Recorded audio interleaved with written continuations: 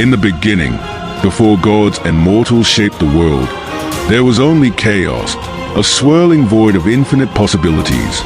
From this void emerged the primordial deities, ancient forces that embodied the essence of creation itself.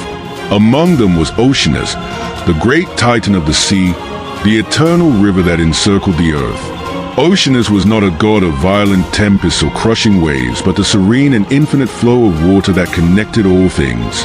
His visage was both awe-inspiring and gentle, his long beard cascading like waterfalls, his voice a deep, resonant tide that calmed the storms. With his wife, Tessus, he fathered the Oceanids, the countless spirits of rivers, streams, and springs, weaving a network of life across the world. Together, they maintained the balance of nature, their waters nourishing both gods and mortals. For eons, the Titans reigned supreme, their dominion unquestioned. But the peace of the primordial world was shattered when Cronus, Oceanus' brother, overthrew their father, Uranus. This act of betrayal planted the seeds of discord among the Titans. Though Oceanus chose to remain neutral, his heart ached as the harmony he cherished began to unravel. When Zeus and the Olympians rose to challenge the Titans, Oceanus again sought peace, urging his kin to avoid war. Yet his pleas fell on deaf ears. The Titans, led by Cronus, waged a brutal war against the Olympians, a conflict that raged for 10 years. Though Oceanus refused to fight, his waters bore the scars of battle, stained with the blood of gods and Titans alike. With the Olympians' victory, the Titans were cast into Tartarus, a dark and desolate prison. Oceanus, however, was spared this grim fate. Zeus, recognizing his neutrality and wisdom, allowed him to remain free, tending to the great rivers and seas. Oceanus retreated to the farthest reaches of the earth, content to oversee the eternal flow of the waters. But his decision to remain apart came at a cost. Many Titans viewed him as a traitor, while some Olympians regarded him with suspicion. Even Tessus grew distant, their bond strained by the turmoil of the war. Alone in his vast domain, Oceanus became a solitary figure, a god burdened by the weight of a divided family. Centuries passed, and the mortal world flourished under the watchful eyes of the Olympians. Yet a new threat emerged, one that even the gods could not ignore. From the depths of Tartarus, the ancient and monstrous Typhon rose, a force of destruction unlike any the world had seen. The earth quaked, and the seas roared as Typhon unleashed his wrath upon creation.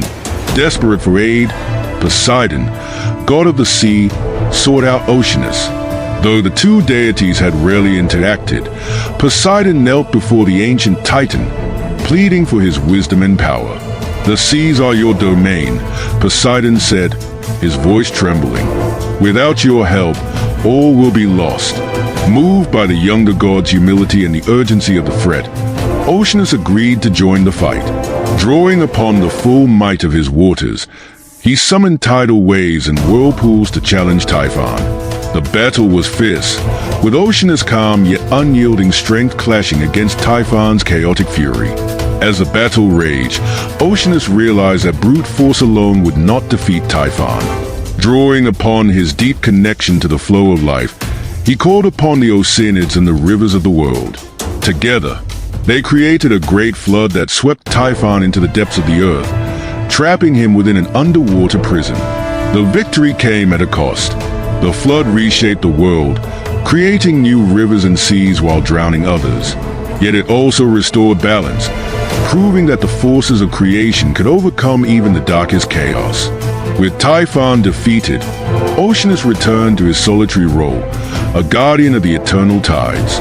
Though the Olympians and mortals celebrated his heroism, he refused their accolades, content to remain in the background. For Oceanus, the true reward was the preservation of harmony, a balance that he had fought to maintain since the dawn of time. His name became a whisper among mortals, a legend passed down through generations. To sailors, he was a gentle current guiding them home. To farmers, he was a river that nourished their crops. Even the gods, despite their pride, respected his power and wisdom. Yet Oceanus himself remained unchanged, a steady and unyielding presence in a world of turmoil. He continued to flow through the earth, a silent but eternal force. His waters are a reminder that even in chaos, balance can be restored. To this day, the name Oceanus lives on, a symbol of the interconnectedness of all life. Though he is rarely invoked or worshipped, his influence is felt in every river, every wave, and every drop of rain. His story is a testament to the enduring power of peace and wisdom, a reminder that true strength lies not in conquest, but in the ability to sustain and nurture the world.